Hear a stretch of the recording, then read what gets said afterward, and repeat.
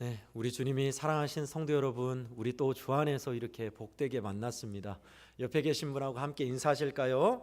사랑합니다, 축복합니다 하고 인사하시죠. 사랑합니다, 주의 이름으로 축복합니다. 아멘. 한 번 더 인사하실 때 우리 진심을 담아서 이렇게 인사하실까요? 쏟아지는 은혜 받으시기를 바랍니다 하고 인사하시죠. 쏟아지는 은혜 받으시기를 바랍니다. 아멘. 네, 그래요. 마음문을 열고 우리 하나님의 말씀을 받았으면 좋겠습니다.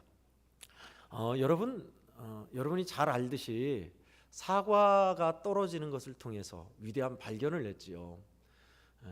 사과나무 밑에서 사과가 툭 떨어지는 것을 통해서 뭘 발견했어요? 뉴턴이 관성의 법칙, 중력, 많은 인력을 발견했어요. 그뿐입니까? 아르키메데스는 목욕탕에서 유레카, 알았다, 됐다 하는 감격이죠. 목욕탕에 자신 몸을 담그고 나서 부피에 대해서 물체 부피만큼 부력이 생긴다라는 것을 발견했죠.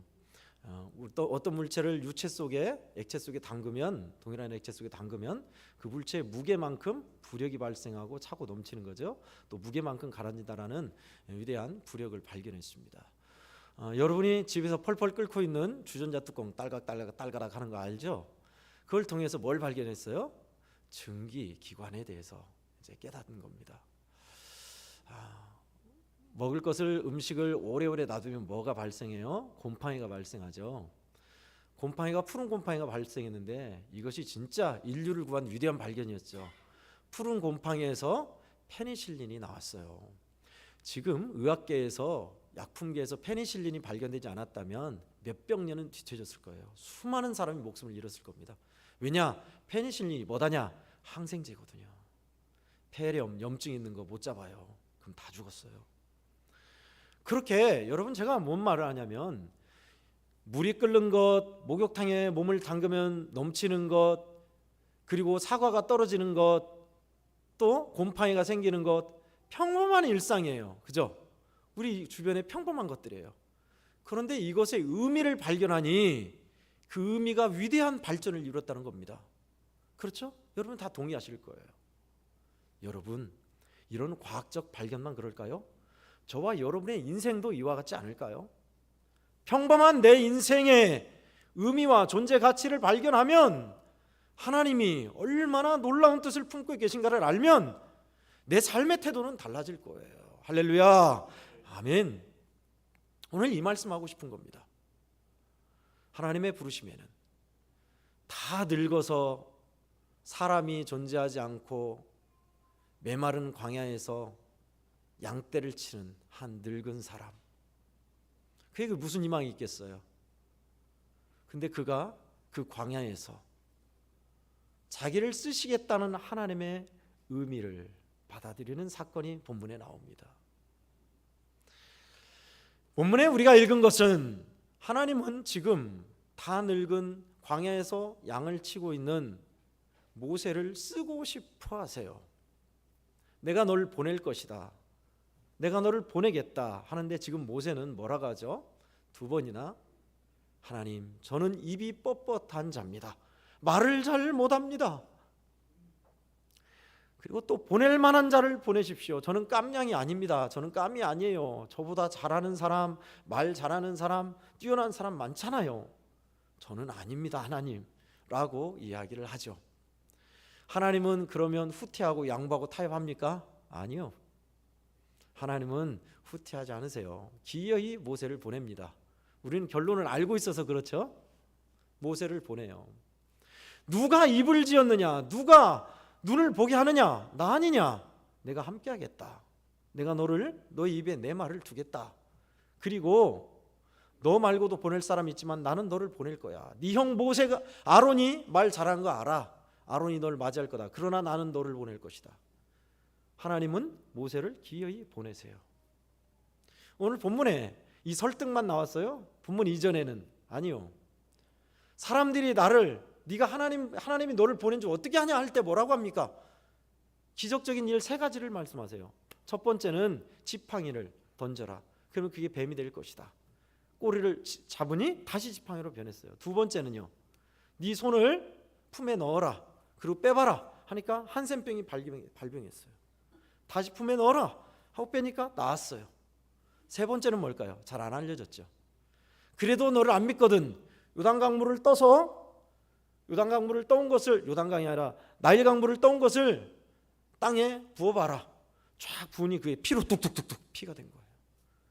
이러면 알겠지. 가서 이렇게 해라 라고 한 거예요. 그런데도 모세는 못 가겠다고 하고 있는 겁니다. 하나님은 이런 믿음이 없고 주저하고 자기만 보고 있는, 다 늙었어 양치고 있는 나를 누가 하라죠? 나보다 말 잘하는 사람, 잘난 사람, 뛰어난 사람, 힘 있는 사람 많은데 그런 모세를 기어이 보내세요. 보내셔서 어떻게 만들어요? 결국은 불세출의 지도자, 이스라엘의 불세출의 지도자, 율법을 가져온 사람.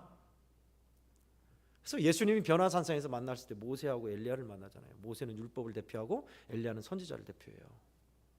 그런 사람으로 쓰신 거예요. 누구를요? 광야에서 80이 다 돼 늙은 그 목동을 그렇게 쓰셨어요. 여러분, 모세만 이렇게 봤으니 모세만 그런가 싶지만 두 명을 더 소개할게요. 성전에서 기도하다가 하나님의 나라, 하나님을 찬송하는 그 소리에 눈이 열려서 확 보게 됐습니다. 그는 모세처럼 못 갑니다, 안 합니다가 아니에요. 그것이 얼마나 은혜로웠던지, 주여 제가 여기 있습니다, 부족하지만 저를 보내시옵소서 한 선지자 기억나요? 이사야입니다. 이사야는 절대 존재인 하나님을 알게 되고 거기에 대한 가치를 알게 됐어요. 그 천상의 영광스러움을. 그리고 나서 하나님께서 누구를 보낼까 하실 때 기꺼이 자원하죠. 저희가 여기 있습니다, 저를 보내십시오 그랬어요. 모세하고 정반대죠? 부르심의 태도가. 왜 그랬을까요? 하나님의 존재와 그 영광스러움에 놀라운 은혜와 가치를 알았기 때문에 그래요. 기꺼이 자원했고 그는 기꺼이 그 사명을 은혜로 잘 감당했어요. 제 말이요? 아니요. 예수님이 인정했잖아요. 이사야가 잘 예언하였도다. 저는 이사야 예언을 볼 때마다 참 많은 은혜를 받습니다. 사람들은 1, 2, 3 이사야로 다 저자가 다르다지만 팽팽합니다. 신학계에서는 1, 2, 3 이사야가 있다는 기존의 학설과 아니다, 무슨 소리냐, 이사야는 통번호로 봐야 한다는 학설이 팽팽해요. 어느 것이 우세하다 할 수 없어요. 1, 2, 3 이사야로 보는 저는 그것을 지지합니다. 하나님이 몇백 년을 못 보시겠어요? 에레미야만 해도 몇백 년, 100년 뒤의 일들을 예언했는데 이사야는 그렇게 잘 예언했어요. 메시아 예언은 말할 것도 없고요. 주님께서 칭찬한 예언자였습니다. 그런 복된 예언자로 쓰셨어요. 또 하나, 예수 믿는 사람들을 잡아다가 감옥에 가두고 잡두리하고 족쳤던 사람 누군지 아시죠? 둘째 가라면 서러운 예수 믿는 사람 핍박했던 사람 바울입니다. 사울. 그가 다메섹 도상에서 예수를 만나고 나서 그는 이제 그 인생의 의미가 달라지죠. 인생을 살아가는 뜻이 달라졌어요. 오직 예수 그리스도의 십자가 부활, 그것을 남은 여생 다 전했습니다. 그리고 기꺼이 그 예수를 위해서 목숨을 던졌습니다. 그것이 위대한 사도요, 지금 우리가 믿는 신약의 후반부의 전체 말씀을 기록한 사도 바울의 부르심에 대한 응답이요 하나님의 이루심이었습니다. 자, 여기까지.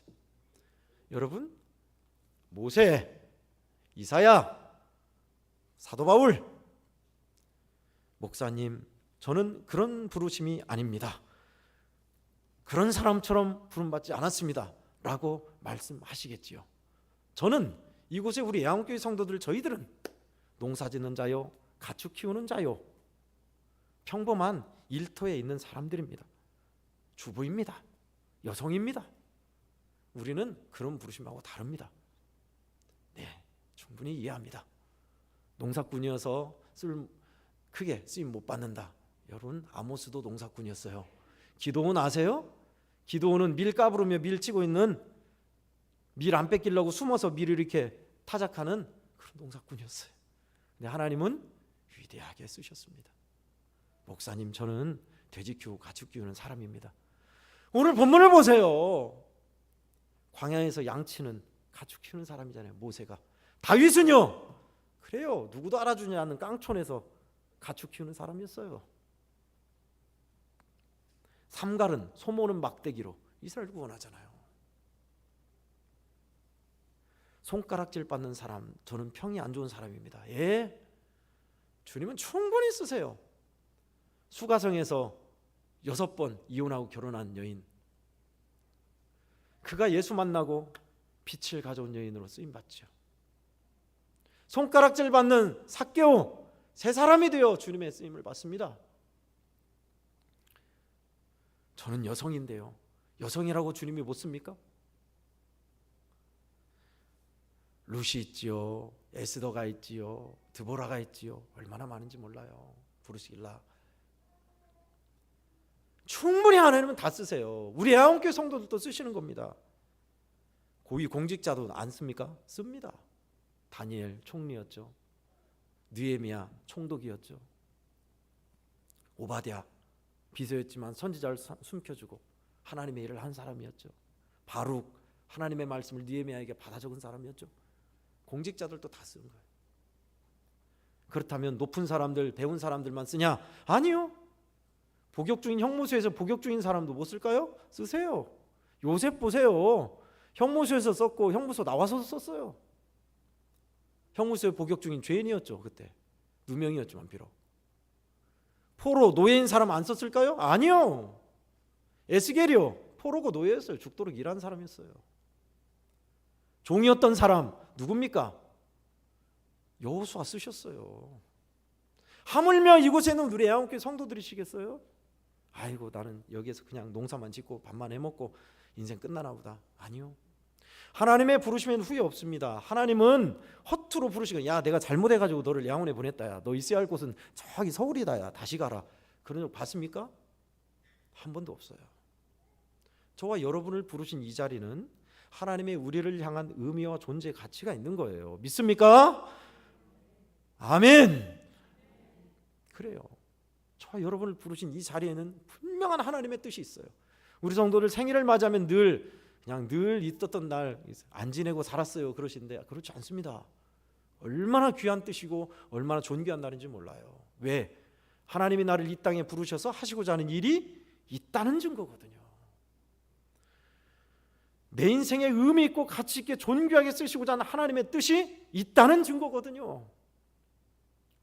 다 여러분의 생일날은 진짜 축하받을 날이에요. 축복의 날입니다. 그렇게 믿으시기를 바랍니다. 아멘. 쓸모없는 존재, 세상에 쓸모없이 하나님이 만들어 놓으신 거 없습니다. 없어요. 심지어 기어다니는 지렁이도요, 흙을 얼마나 비옥하게 하는지 몰라요. 날아다니는 벌만 해도 얼마나 유익을 줍니까? 천하보다 귀한 하물며 우리 성도들이시겠어요. 우리의 부르심은, 하나님이 우리 성도들을 부르심은 그런 자리에 있는 겁니다. 어떤 자리입니까? 고린도전서 1장 26절에서 29절을 우리 찾아보겠습니다. 고린도전서 1장 26절에서 29절입니다. 신약성서 264쪽입니다. 우리를 부르심의 자리가 어떤 자리인가라는 것입니다. 신약성서 264쪽에 고린도전서 1장 26절에서 29절까지 말씀을 제가 봉독해 드리겠습니다. 형제들아, 너희를 부르심을 보라. 육체를 따라 지혜로운 자가 많지 아니하며 능한 자가 많지 아니하며 문벌 좋은 자가 많지 아니하도다. 그러나 하나님께서 세상에 미련한 것들을 택하사 지혜 있는 자들을 부끄럽게 하려 하시고 세상에 약한 것들을 택하사 강한 것들을 부끄럽게 하려 하시며 하나님께서 세상에 천한 것들과 멸시받는 것들과 없는 것들을 택하사 있는 것들을 폐하려 하시나니 이는 아무 육체도 하나님 앞에서 자랑하지 못하게 하려 하심이라. 아멘. 우리를 택하심을 보세요. 뭐라고 하고 있어요? 26절에 육체를 따라 지혜로운 자도 없고 능한 자도 많지 않고 문벌 좋은 자도 없다. 오히려 그 반대로 연약하고 지혜도 없고 비천하고 없는 우리를 택하서 있는 자들, 똑똑한 사람들, 지혜로운 사람들을 부끄럽게 하시고 패하게 하시려 하셨다. 우리를 부르심의 자리가 이런 자리라는 거예요. 좀 더 구체적으로 얘기해 볼까요? 정말 답답하고 숨막히는 우리의 현실, 좌절과 절망이 있는 우리의 세상, 지지고 볶는 불구덩이 같은 우리의 일터와 삶의 현장, 으악 하고 소리 치고 싶은 우리의 답답하고 힘겨운 우리의 가정과 삶의 자리, 그런 자리에 우리를 부르셔서 하나님은 하나님의 계획을 이루시겠다는 겁니다. 아멘이죠. 모세를 부른 자리 보세요. 어떤 자리였어요? 그 야망도 힘도 사람들이 알아주지 않는 애굽이요? 아니요. 광야요. 광야에서 다 늙어서 양 몇 마리 말라 비틀어진 그곳에서 풀 찾아서 헤매는 그 현장에서 하나님이 부르셨고 글을 쓰십니다. 성도 여러분의 현실이 모세만큼 그러세요? 아니요. 정도 차이가 있겠죠. 다 우리의 부르신 현실은 녹록하지 않습니다. 만만하지 않은 자리로 우리를 또 이곳에서 은혜 받게 하시고 또 그곳으로 보내시는 겁니다. 첫 번째 메시지가 뭐예요? 그 은혜를 자랑하십시오입니다. 따라하겠습니다. 그 은혜를 자랑하십시오. 아멘. 누구도 하나님 앞에 자랑하지 못하게 하려 하심이라 했죠. 29절에. 그래요. 그 은혜를 자랑하게 하려 함이에요. 그런 현실에서 하나님이 나를 부르시고 쓰신다는 사실, 그런 현실의 자리를 바꿔놓으시는 하나님의 능력과 신실하심, 하나님이 하세요. 하나님, 이런 나를 이곳에 세우셔서 이렇게 하시다니요. 저는 제가 애양원교회 담임 목사가 되어서 이 자리에 설 줄은 꿈에도 몰랐습니다. 이곳에 앉아 계신 우리 장로님들, 권사님들, 집사님들, 우리 성도들, 여러분이 태어나서 젊은 시절 밖에서 살다가 이곳 애양원교회 안수 집사님이 될 줄, 장로님이 될 줄, 권사님이 될 줄 생각하셨어요? 밖에서 사셨을 때? 우리 가운데 어느 누구도 기대하거나 그렇게 될 거야 라고 꿈꿔서 온 사람은 어느 누구도 없습니다. 하나님이 우리를 부르시고 난 다음에 부르심의 삶의 현장에서 일하시고 인도하시고 세우셔서 결국 이뤄 가시는 자리인 겁니다. 그 부르심의 자리가 지금 녹록하고 편안하고 됐다, 더 이상 바랄 게 없다 하는 자리는 거의 없습니다. 누구나 다 힘겹고 어려운 굳은 자리가 다 있는 법입니다. 그런 자리에서 우리를 통하여 일하시는 하나님의 일하심이 있는 거예요. 제가 모세, 이사야, 바울뿐만 아니라 각양각색의 사람들 부름받은 성경 인물들을 예를 들었습니다. 근데 중요한 것은 그거예요. 성도 여러분, 나보다 더 잘하는, 새벽기도 잘하고 믿음도 좋고 순종도 잘하고 하나님 말씀을 잘 읽고 예배도 잘 드리는 그 사람만 써야지 왜 나를 쓰려고 합니까? 이해가 안 가죠. 그러나 하나님은 그런 사람들 쓰신 거예요. 만들어 가시며 이끌어 주시며 길게 참아 주시며 보듬어 주사, 그게 더 하나님의 은혜가 나타나요. 여러분들도 알잖아요. 나보다 믿음 좋은 사람, 저 사람이 이런 걸 해야 하는데 왜 내가 하지? 아니에요. 하나님은 모세보다 말 잘하는 아론을 쓴 게 아니에요. 기어이 모세를 보내서 모세를 지도자로 쓰는 겁니다. 이게 하나님의 은혜예요. 우리 젊은이들, 청년들 명심하십시오. 상대적 박탈감과 뭐랄까 방황을 잃고 그저 돈만 많이 벌면 그냥 인생 즐기면서 살고 3포시대, 4포시대에 사는 우리 젊은이들 말입니다. 여러분의 젊음은 황금이요 다시 오지 않습니다. 그리고 하나님께서 여러분을 통해서 일할 것이 반드시 있습니다. 절망하거나 낙심하거나 세상 젊은이들이 살아가는 그 자포자기, 그 패배의식 버리십시오. 하나님 쓰세요. 얼마나 값지게 쓰시는지 몰라요. 어두울수록 더 빛은 밝아요. 이런 세상일수록 얼마나 값지게 쓰는지 몰라요. 하나님이. 저는 우리 청년들, 젊은이들 볼 때 이 말을 해주고 싶어요. 꼭. 한참 부르는 복음성가, 손 어떤 작곡가인데 이름을 좀 까먹었습니다만은 복음성가가 한참 부르고 있는 곡인데 부를 때마다 저는 또 한번 생각하게 돼요. 하나님의 부르심에는 후회가 없네 입니다. 가사는 이렇습니다. 하나님의 부르심에는 후회하심이 없네. 내가 이 자리에 선 것도 주의 부르심이라. 하나님의 부르심에는 결코 실수가 없네. 나를 부르신 하나님의 신실하심을 나는 믿네. 나를 부르신 뜻 내 생각보다 크고 날 향한 계획 나의 지혜로 측량 못하나 가장 좋은 길로 가장 완전한 길로 오늘 또 날 이끄심 믿네.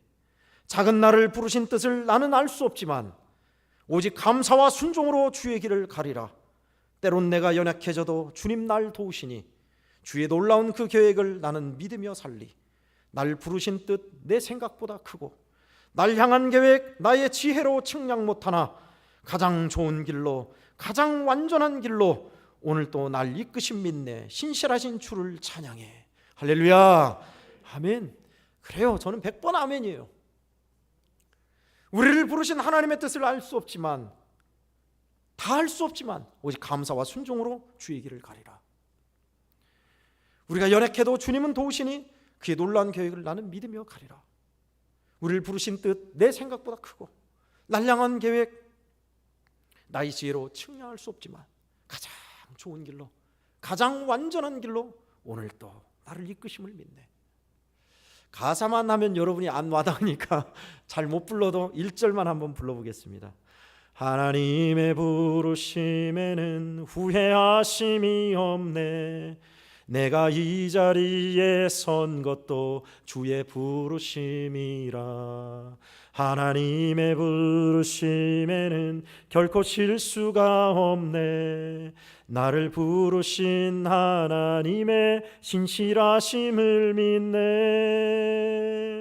날 부르신 뜻 내 생각보다 크고 날 향한 계획 나의 지혜로 측량 못하나 가장 좋은 길로 가장 완전한 길로 오늘도 날 이끄심 믿네. 아멘. 성도 여러분, 우리를 가장 좋은 길로 복된 길로 이끄세요. 다만 우리 주님이 허락하신 믿음의 길을 떠나지 말고 포기하지 마십시오. 우리를 사랑하시는 주님은 그렇게 그 신실하심으로 우리를 부르시고 만드시고 완성하실 겁니다. 그러니 그 은혜를 자랑하는 사람 되십시오. 부족하지만 나를 통하여 강하고 힘있는 자, 교만한 자들을 부끄럽게 하시고 하나님의 은혜의 자리로 이끌기 위해서, 사람들을 이끌기 위해서 나를 부르시고 쓰신다는 사실, 그 하나님의 은혜 앞에 감사하며 자랑하며 찬송하는 우리 성도들 다 되시기를 예수님 이름으로 축원합니다. 아멘. 끝으로 두 번째는 우리는 하나님의 담지자입니다 라는 것입니다. 따라하겠습니다. 우리는 하나님의 담지자입니다.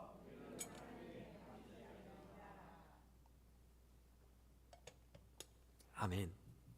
담지자, 담당한다, 내포하고 있다, 뜻지, 하나님의 뜻을 가지고 있는 사람이란 뜻입니다. 하나님의 뜻, 이곳에 있는 저와 우리 한국교회 성도들은 다 여러분을 향한 하나님의 뜻하심이 다 있으세요. 그러니 우리는 담지자이죠. 하나님의 뜻을 담고 사는 사람들, 메신저, 그래요. 그 하나님이 우리를 부르신 뜻을 이루기 위해서 보냄받은 사람, 메시지를 보내받은 우체부라고 할까요? 그리스도의 편지. 성경은 우리를 그렇게 표현하고 있어요. 그리스도인들을, 그리스도의 편지, 그리스도의 향기, 하나님의 대사, 담지자. 우리는 그런 사람들입니다. 쓸모없이, 이유 없이 하나님께서 우리를 세우시지 않았어요. 하나님의 뜻을 담고 사는 사람. 편지를 받아본 적이 있으신지요? 하도 요즘은 문자나 이메일이 발전해 간편하게 발전해서 편지를 받아보기가 거의 없으시죠. 저도 수기 편지를 거의 못 받아본 것 같아요. 메모라도 이제 좀 손으로 써서 몇 줄 그거 말고는 못 받아본 것 같아요. 근데 여러분, 이메일과 편지는 확실히 다른 거 아시죠? 달라요. 그 맛도 다르고 써 있는 그 뭐라고 할까, 사람의 마음 담아 있는 것도 확실히 달라요. 손편지, 글로 쓴 편지와 이메일로 타자 딱딱딱딱 친 거는 진짜 달라요. 제가 그래서 올해 고난주간이었던가요? 성경 쓰게 했죠. 손으로 직접 친필로 쓰십시오 라고 한 이유도 그런 이유예요. 마음이 담아있거든요. 거기에는 고백이 담아있거든요. 그 사람의 마음이 담아있어요. 옛날 편지 한번 읽어보세요. 연애편지, 남편이 보내줬던, 또 아내가 보내줬던 편지 한번 꺼내서 읽어보세요. 그때 그 묻어있는 마음이 확 이제 나옵니다. 저와 여러분은 이처럼 하나님께서 쓰시려고 하는 그리스도의 편지라고 하셨어요. 하나님의 뜻이 우리 마음에 새겨져 있고 성령이 우리 안에 있어서 일터로, 가정으로, 마을로, 삶의 현장으로, 사업장으로 주님이 그렇게 보냈어요. 이유 없이요? 아니요. 담지자로, 메신저로. 말씀을 준비하다 저의 청년 시절 한 부분이 생각났습니다. 군 생활을 4년 6개월 좀 길게 하고 중사로 전역을 했습니다. 그리고 나서 오니 이제 복학하기 전에 집에 있어야 했습니다. 집에 있을 때는 어머니가 이미 돌아가셔서 군 생활할 때 돌아가셔서 아버지 혼자 계셨죠.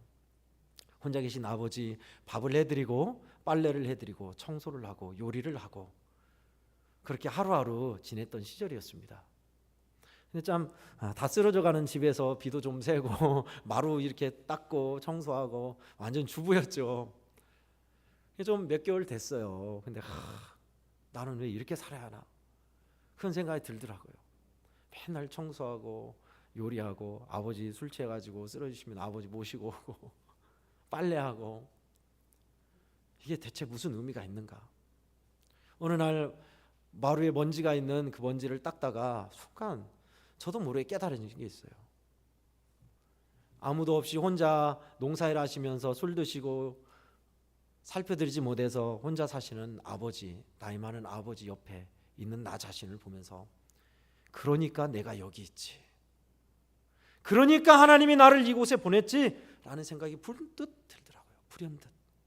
그래요, 맞습니다. 그러니까 나를 이곳에 보냈지. 여러분, 여러분의 일터와 삶의 현장도 이와 같을 거예요. 정도 차이는 있겠지만 우리를 보내신 것은 하나님의 뜻이 있습니다. 마을에 나를 심으신 것은 하나님의 뜻이 있어요. 애양원 교회에 나를 피택하셔서 쓰려 하는 것은 뜻이 있어요. 나를 중직자로 세우신 것은 아무 의미 없다, 담당하지 못하고 있고 있으나 마나다, 아니요. 하나님의 뜻은 아직 포기하지 않았어요. 있어요. 답답하고 힘겨운 현실입니까? 하나님의 뜻이 없어요? 거기에는 있어요. 성도 여러분, 우리를 부르신 하나님은 실수하지 않습니다. 야, 내가 잘못해가지고 너를 걷다 보냈다, 야, 그런 적 없습니다. 하나님은 빠꾸 다시 되돌려 반품 없습니다. 기어이 만들고 쓰시고 기어이 이루십니다. 멀리 갈 거 없어요. 저를 보세요. 엉터리고 아주 좌충우돌하는 인생도 이렇게 하나님께서 쓰십니다. 앞으로도 더 쓰시겠죠. 우리 성도들도 마찬가지예요. 내 자신을 보면 우리는 모세와 같이 그래요. 오늘 12절이 하나님의 담지자로 내가 너를 보내겠다는 내용입니다. 12절 함께 읽겠습니다.